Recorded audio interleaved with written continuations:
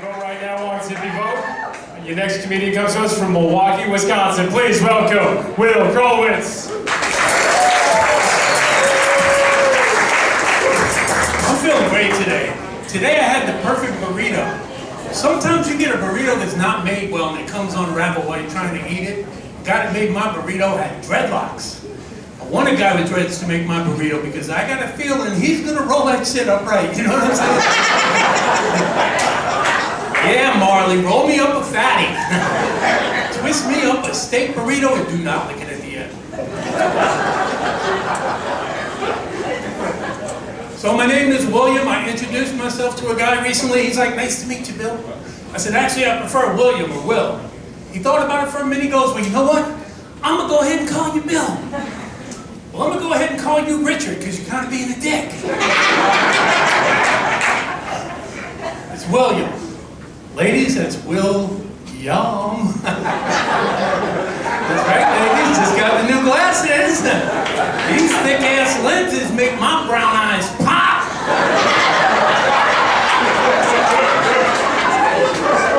Hashtag glaucoma. Thanks for laughing at my glaucoma. That's awesome. I also found out that I have severe sleep apnea. I went and took a sleep study. I thought I'd have a hard time falling asleep, but I didn't. I fell right asleep. They woke me up in the middle of the night and say, wake up, we gotta put you on oxygen. I'm like, why? He's like, hey, dude, I'm just a technician. You gotta talk to your doctor.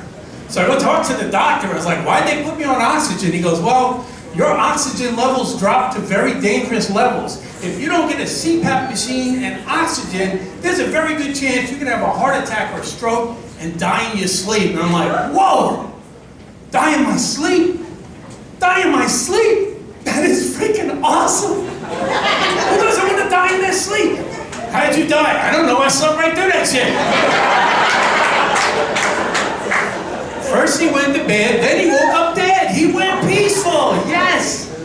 You can tell I have an accent. I'm originally from Brooklyn. I grew up in New Orleans and I've lived in Milwaukee for the last 25 years. People always ask, what brought you to the dairy state? A nice little heifer from Milwaukee. Yeah, we lasted about a year.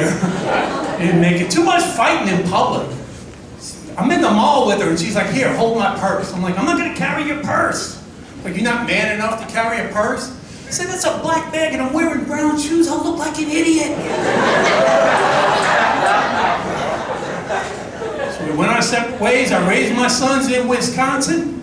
I have two sons. My oldest son is a pretty boy, and I know what you're thinking. Oh, he must look like his mother. He does.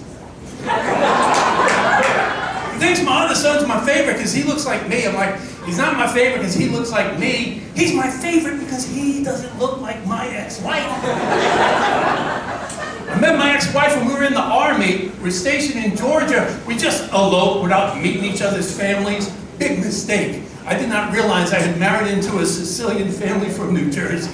I didn't know it. My ex-wife, her maiden name was Williams. What kind of Sicilian family has a last name of Williams? One that's in the witness protection program. So not only are they mobsters, but they're all a bunch of friggin' rats.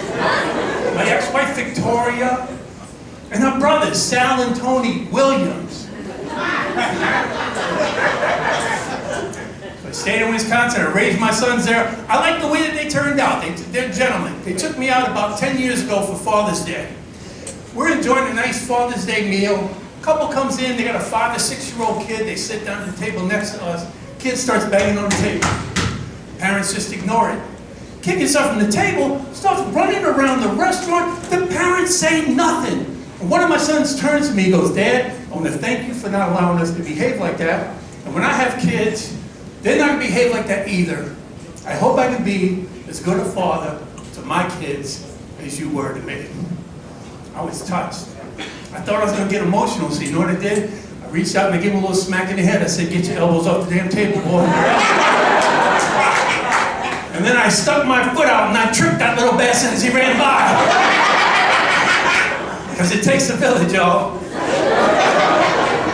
10 years later, that son has become a father. It's a son that looks like me. He had a daughter that looks like him. My granddaughter looks just like me. She's beautiful. I tell her that all the time. You're beautiful. You're beautiful. My son's like, don't tell her she's beautiful. Tell her she's smart. Yeah, she's not that smart. I call her up for Valentine's Day and I said, will you be my Valentine? She's like, no. Why not? She said, Grampy, you didn't send me anything for Valentine's Day. Nanny and Papa sent me a box of chocolates. I said, well, let me tell you something, little girl. That's not your real Papa. That's just some dude who's shacking up with Nana.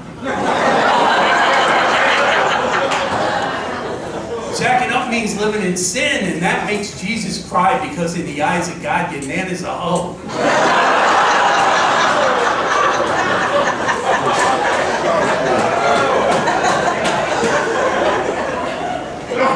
That's called the Hosanna. Your Nana is Hosanna in the highest. And what's that mean, Grampy? That means Nana and Papa are going to burn in hell forever and ever. Enjoy your chocolates. Happy Valentine's Day.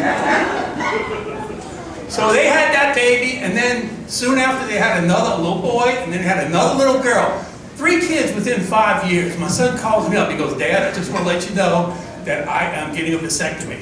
I'm like, good call. 3 kids is enough. 3 kids, 3 rescue dogs, a cat. It's enough already. So I called him up the day of the vasectomy and I said, hey man, how did it go? He's like, man, it was pretty easy. It didn't hurt that bad. In fact, I'm celebrating. I'm taking the kids out and we're having a nice meal. I said, well, I'm not going to keep you. I just want you to know that I think that's a good adult decision you made. I'm proud of you, and I love you. He said, Dad, I'm going to have to call you back. My kids are banging on the table and running around the restaurant. Do you remember about 10 years ago when that happened and you said you would never allow your kids to do that? He goes, no. I'm like, me neither. Hey, thank you very much. That's my time. Thanks.